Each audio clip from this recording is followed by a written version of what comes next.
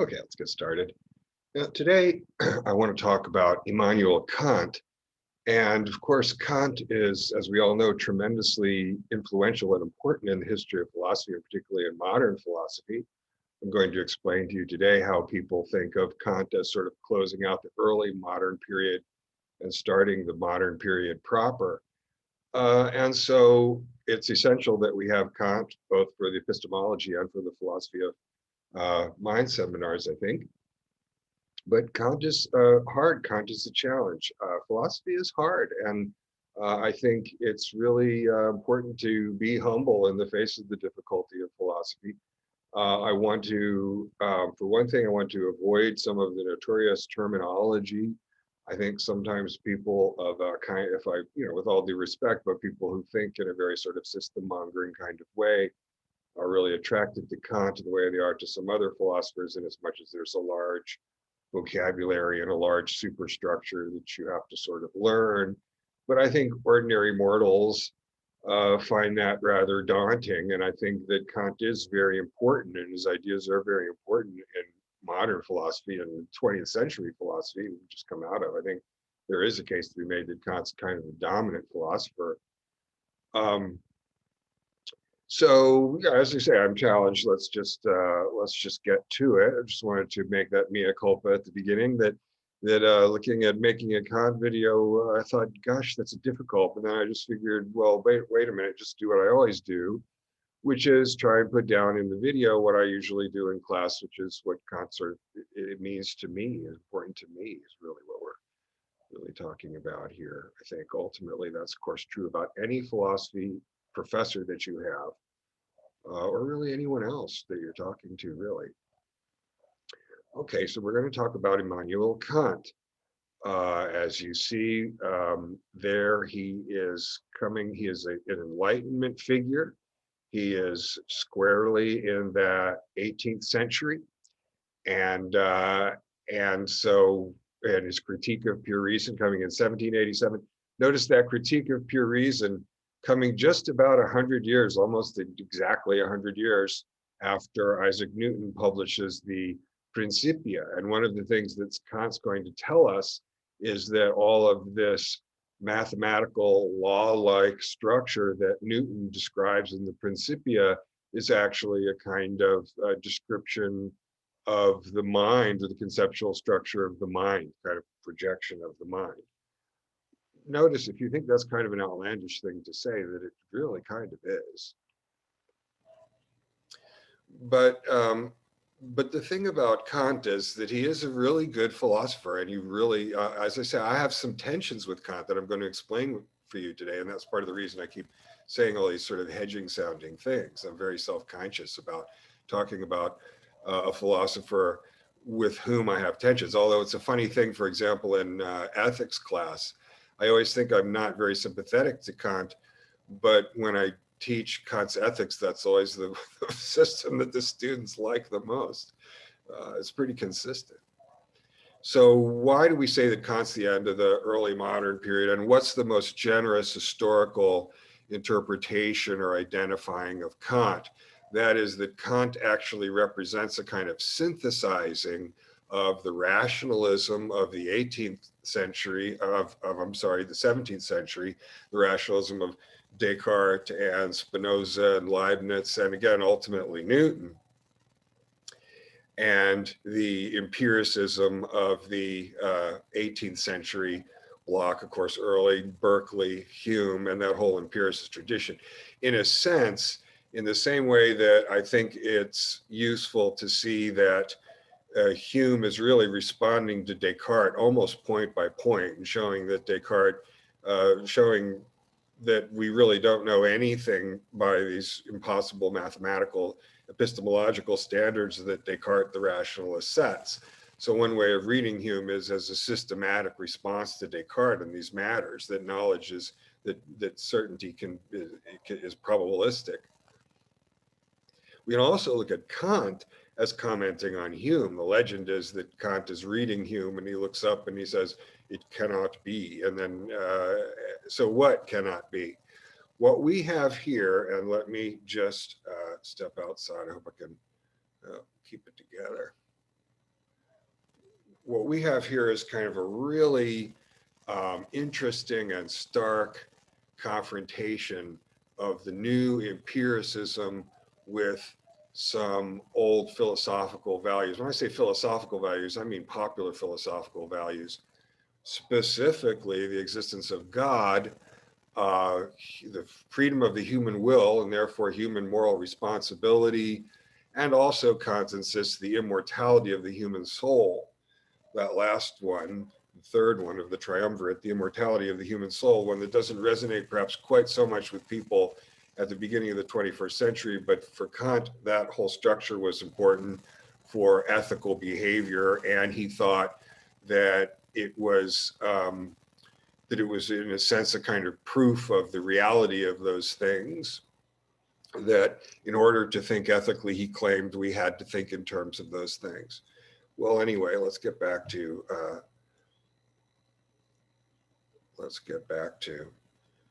Kant. So in what way does he agree with empiricism? Because, a lot hangs on that if you're going to say, well, Kant actually is this great synthesizer of empiricism and rationalism.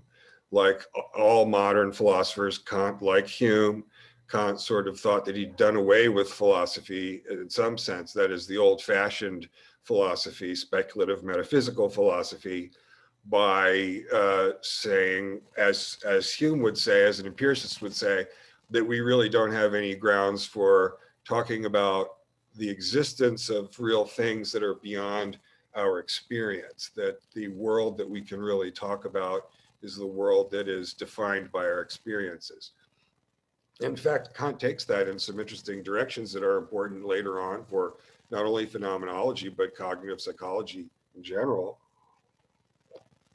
For example, Kant stresses that we have contingent bodies, that we are contingent beings with a contingent kind of mode of life and contingent sense organs that not all living or rational beings would have to necessarily have. Kant knows that. Kant very consistently rather, you'll notice this if you read him, for example, in the groundwork of the metaphysics of morals, this is, I think, very noticeable. Kant will always use the term rational beings. As human beings, we are then, that captures something real about us, but something contingent, that we are human beings, a contingent animal species. And in that sense, we're sort of in this deterministic world of cause and effect that science shows us. But it is as rational beings, just as Plato says, that we are able to transcend that and in a sense, free ourselves from that determinate physical being that we have. Part of what we want to see with Kant is the way that he's like Plato and the way that he's not like Plato. I think that's very important, not only for understanding Kant, but also for understanding Plato.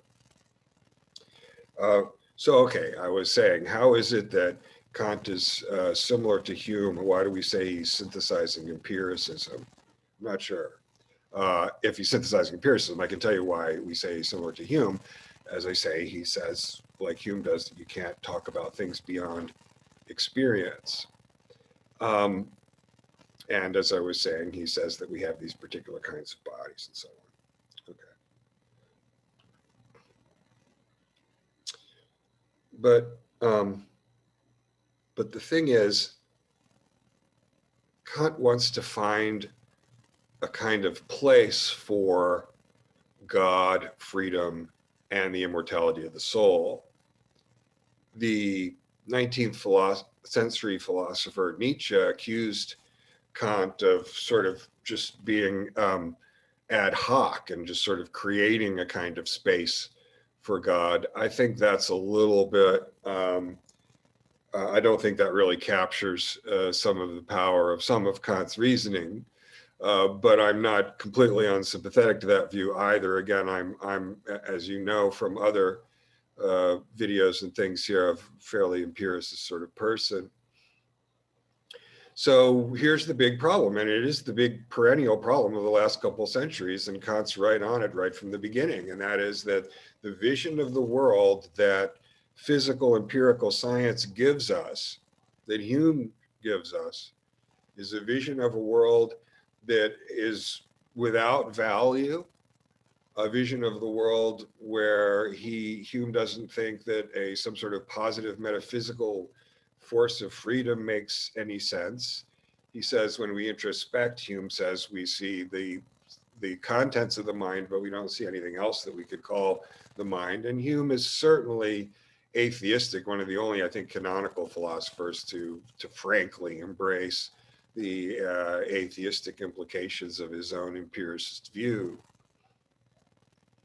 So Kant, that's just what Kant says cannot be. And it's interesting, Hume, sort of the ultimate empiricist, but kind of all of existentialism, let me just suggest as sort of an aside here, is in this Humean vision, a world where really it's sort of up to us who confront this kind of value neutral scientific world to have our own sort of morality, if you will. Well, maybe. Um, let me make the more the vaguer statement that I do see a sort of the world that the existentialist paints, I see in Hume's vision. Let me just put it that way. Well, so Kant doesn't like this, but Kant notices something. Remember, Kant has already agreed that we really can't speculate about things beyond human experience.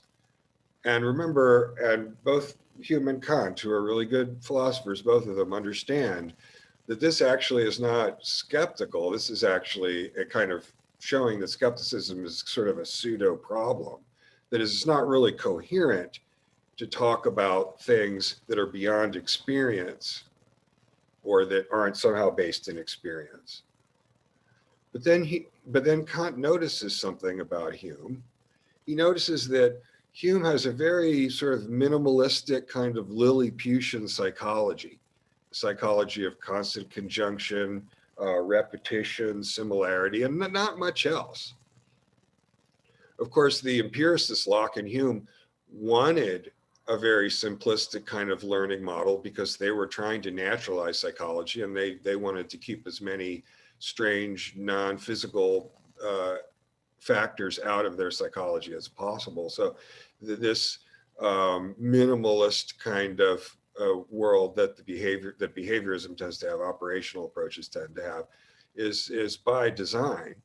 But the rationalist, I think Kant's much more of a rationalist than he is an empiricist, really. But Kant notices that this is really obviously a lot more minimal than is the real case.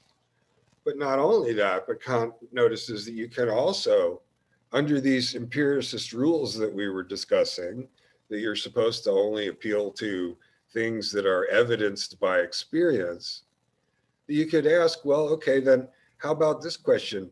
What has to already be true in order for experience to be possible? What already has to be true about a being in order for that being to be able to have experience?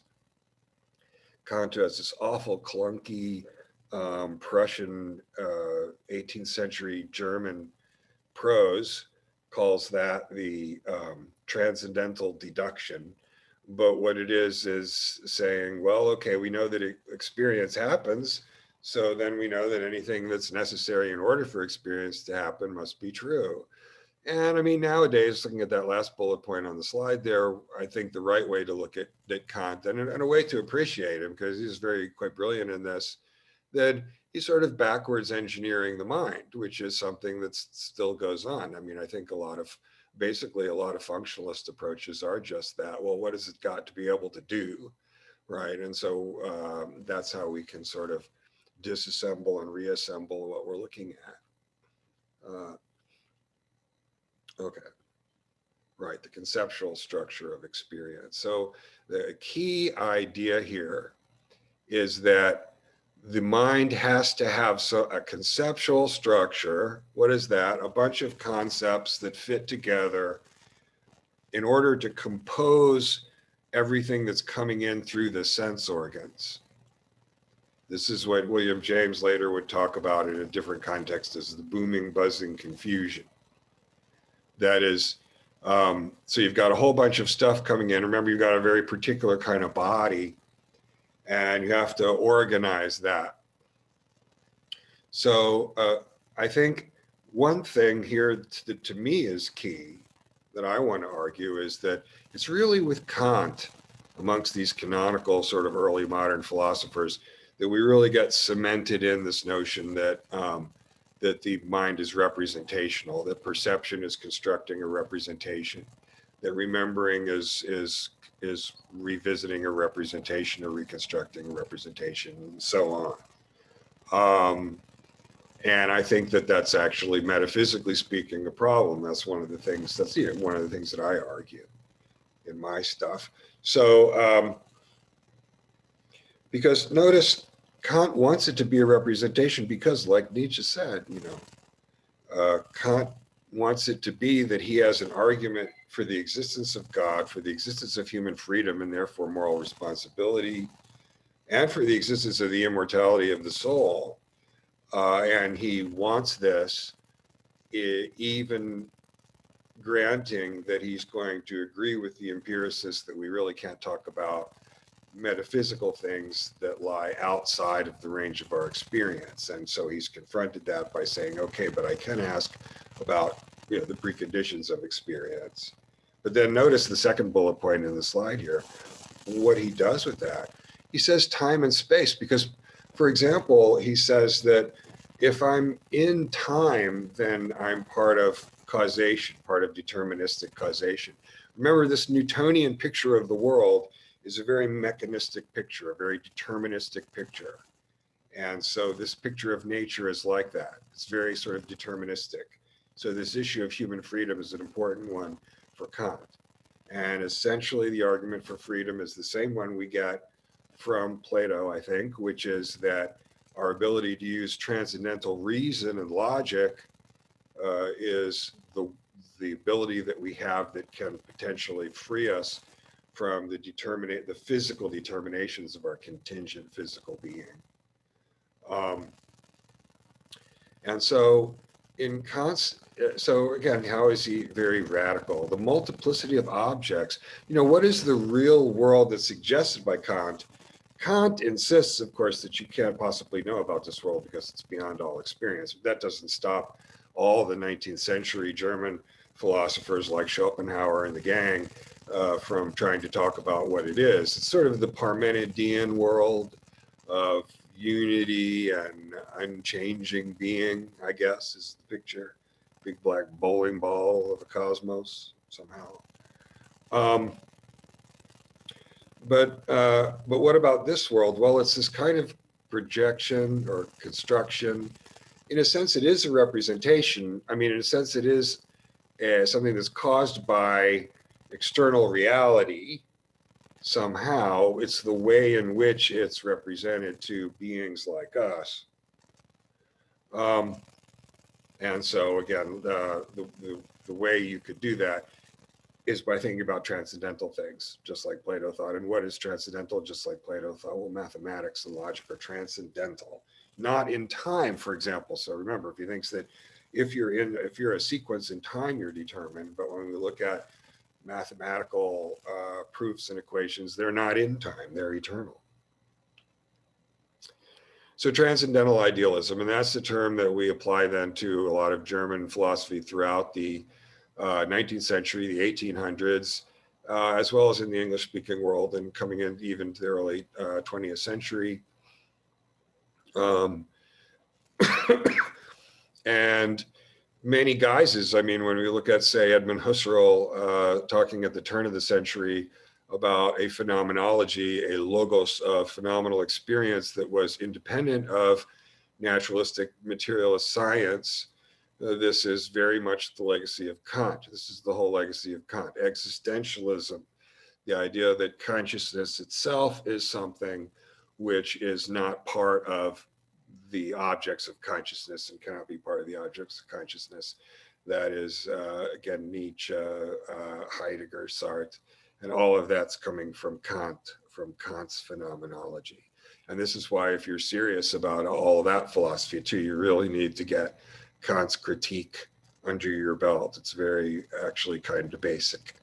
Again, for me, an important thing about Kant is it looks like he's really the source of a lot of this sort of representational, dualistic representational thinking that I'm kind of against. So there's a bunch of different reasons to be interested in Kant. So, all right, basic Kant stuff. The world of experience is the phenomenal world. Well, now we know what the word phenomena means. So the phenomenal world, the world of experience, the world of conscious experience, and the world that science describes. But the noumenal world is the world in itself. Again, Kant needs it to be that experience is representational because he wants the noumenal world to be the world in itself. So there has to be then something that's not the world in itself, where it only appears as if there's no God, no freedom, no immortality of the soul.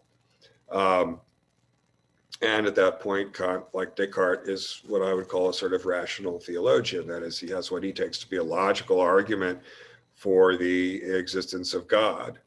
In Kant's case, it's that in order to be, first of all, that we see in the way that our own mind organizes all of our chains of experience together, we become self-conscious of ourselves as rational beings, apperception of the self. And then having done that, we can see, according to Kant, that again, in order to be moral beings, as a practical matter, it must be true that there is a God and that we are morally responsible, of course, which entails that we are free, for which there is no evidence in science, but it must be true in order to be a moral, rational being. And according to Kant, it has to be also true that we believe that our souls are immortal in order for that to be possible, which dates them a little bit compared to the first two, doesn't it? All right, so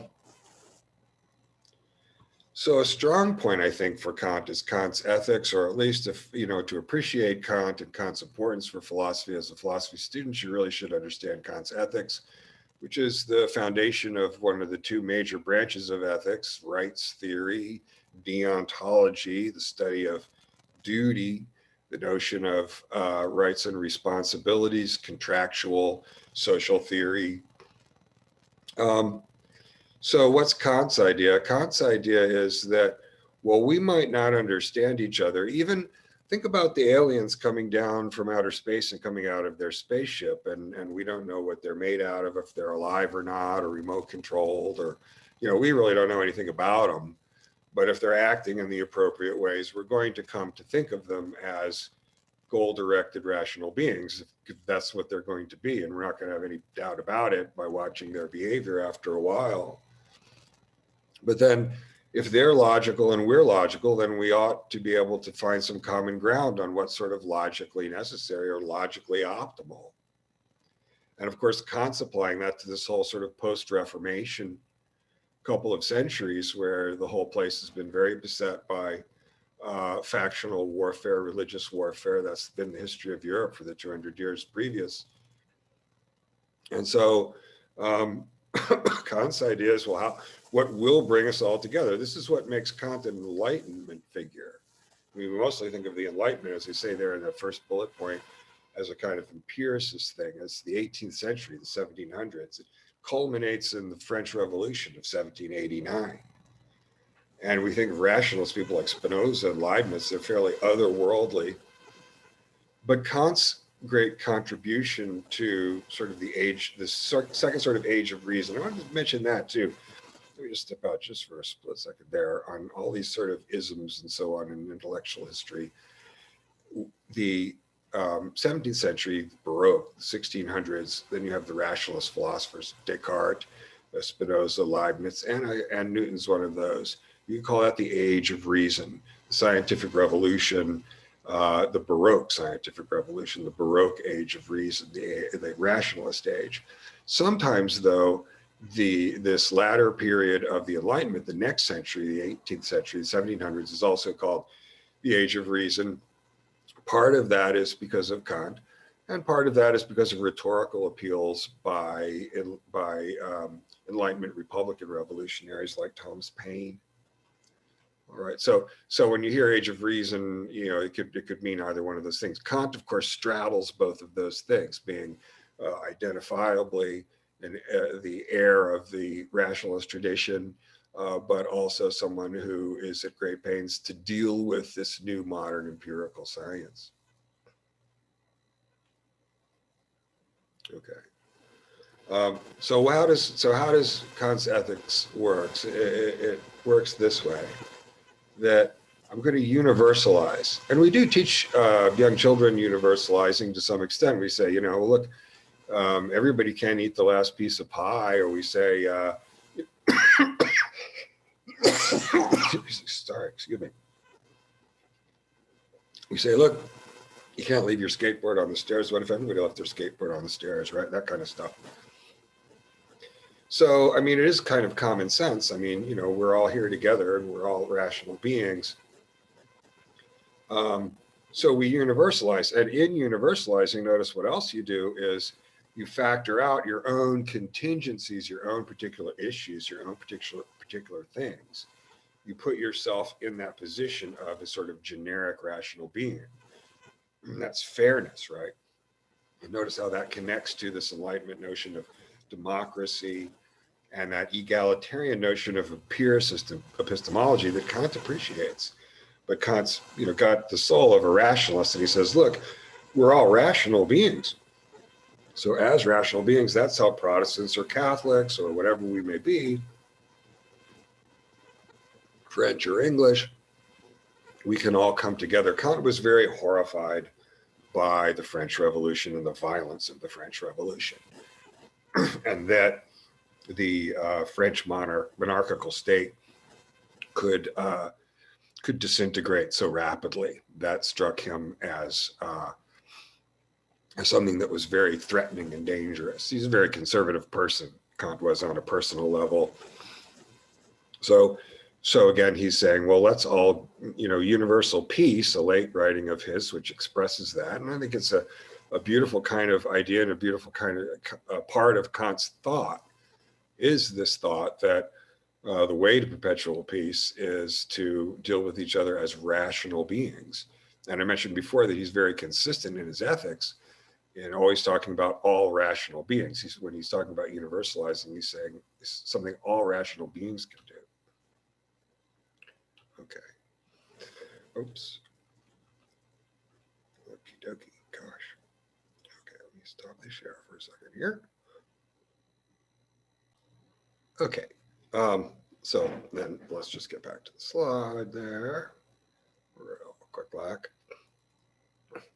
Right. So onward to the next. The influence of Kant. Kant is, as I say, difficult to overstate. A lot of people really think that what philosophy is today, in a sense, is what Kant said, which is that somehow it's all about understanding our own minds and our own projections.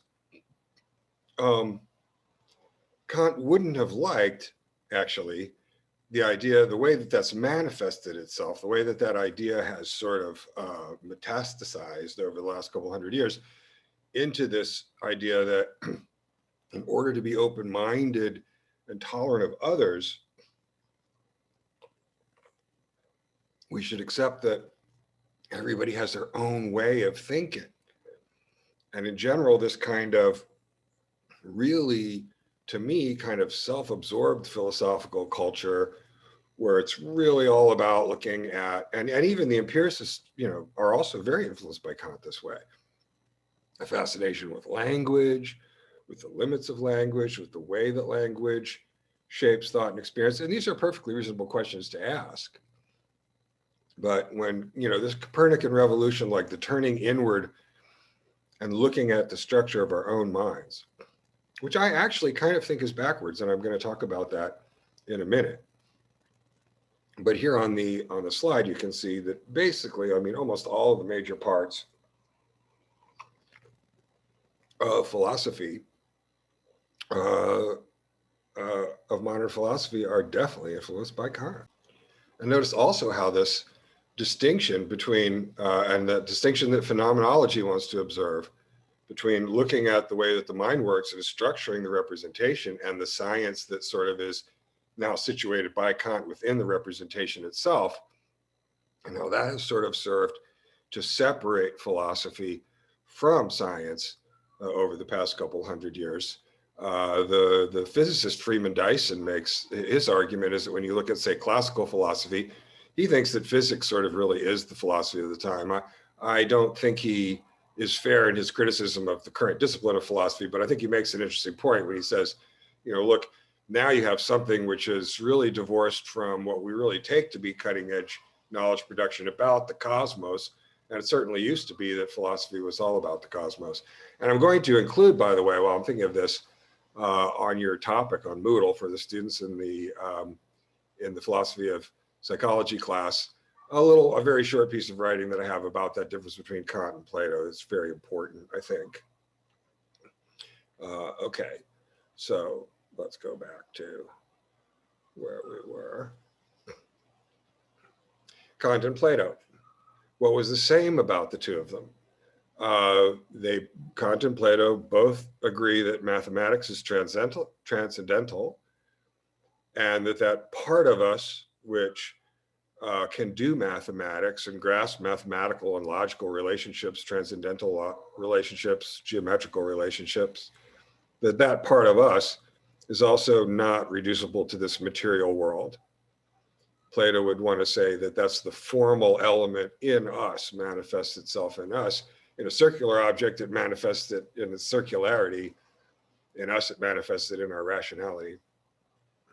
Kant would want to say that God exists and God's mind is transcendental and we are rational and we can participate in that because of our immortal souls.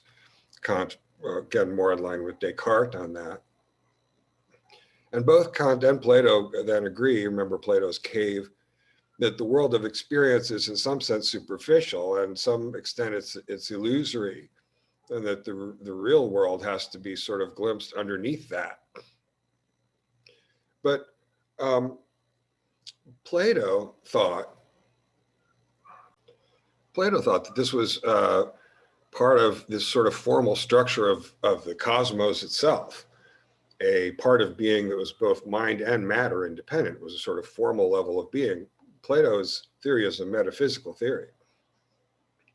Whereas Kant, you get a psychologizing of the whole picture. You get the idea that these forms, these mathematical forms and the mathematical and logical sort of structure and integrity of the world are actually mental. And remember Berkeley, they're actually mental. They're not, they're projections of the mind out onto the world, even to the point that saying things like circularity and squareness are actually not real features of reality, but rather elements of our conceptual structure that we project onto the world. And people who come into classrooms, prepas, people who have never taken a philosophy class in their lives will come in and they'll be influenced by these Kantian ideas. They'll bring these Kantian ideas with them in from the popular culture. They've heard it from their friends. They've heard it from their teachers. There aren't really circles. The mind makes circles up, that kind of stuff, really. I see it all the time, you'd be surprised. Okay, so I will elaborate a little in a writing about this difference between them. The last bullet point, though, I think is an important one. An idea that I've been kind of fooling around with the last day or two is this, that maybe it's an irony. See, Kant, here's how it goes. Kant's afraid that the new empiricist science is giving us this kind of existentially bleak world that doesn't have God or freedom or value in it. And so he says, gosh, that's terrible. All these things are being taken out of the world. But Kant's strategy for dealing with that is to say, but that world is a representation. It's a projection.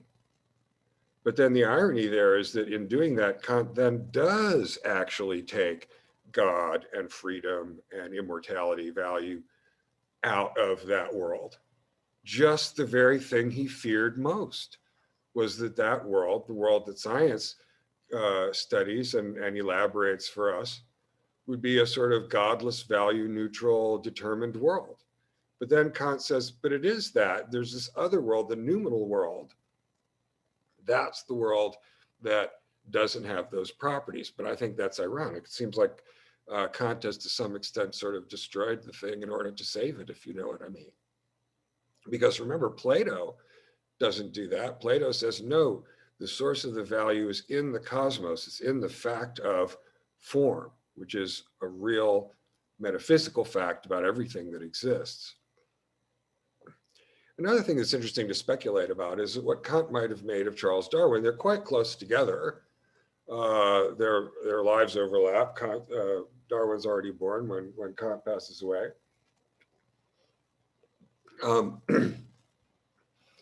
And Darwin gives a story about how you could come to have all kinds of rational capacity just through sort of natural selection. Now that's a controversial claim, and not everyone's going to agree that it's just obvious that that human beings would develop the ability to formalize math and logic through adaptation. So I'm going to put that one aside. But let's look at the second bullet point just to get a really broad point and not get into that, those more complicated arguments. Kant says the logical structure of thought projects itself onto the world. So all the structure that we see in the world is really our structure. We're looking in the mirror. Okay. The Darwinian would say that, well, you think logically like that because the world is like that. The world's logical like that. In the same way that you have an opposable thumb because your ancestors evolved in an environment full of sort of medium range size physical objects. And you can read that fact about your ancestral environment off of the physical trait, your thumb. And the same, but then why would that not be the same with your capacity to think logically and the part of your brain that thinks logically? Surely that too reflects its evolutionary environment. You see, the thing that I think Plato gets right and Kant gets wrong is that these formal elements are part of reality itself. So Kant, unfortunately for me, I mean, dauntingly for me, because I certainly don't want to be in an argument with a really good philosopher. But, Kant really, I think, is the source of the sort of representational theory of mind that I think really is wrong. And sort of in the way of sort of making some progress. We use this word Cartesian. Literally, that means like Descartes. But Descartes, for example, in his Optics, Descartes says that he doesn't think there's little pictures inside the body of things that are outside the body. Descartes seems to understand that it would be absurd to literally claim that there was some kind of representation. And finally, the point I think I made before, Kant and Plato, since they both think that mathematics and logic are a unity, indivisible without parts, and therefore they think to the extent that we are rational, we are identical. We might be more or less rational, but to the extent that we are rational, we are identical. That is, math is the same.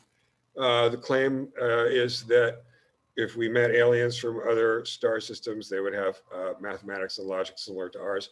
I actually rather suspect that's correct. That's a Platonic intuition I think I sort of have. But in any event, I mention that because this whole legacy of Kant, the popular legacy that I was talking about, that people are sort of off the shelf relativists about everything because they think that's what's enlightened, is something that Kant would think was terrible, because Kant really thought that the thing that was going to bring us all together was our capacity for being rational. Okay. Well, all right. So that's what I've got. We've got, you can see over here, a little bit of the superstructure exposed. Over here, you can see that we are sort of looking at a mirror somehow. And that is the tremendous art that my wonderful producers here, actually, this is just part of my mom's house where they're doing some work. But, all right, anyway, I'll stop it at that. So that's my little account of Kant. Very little account of Kant. Okay, thank you.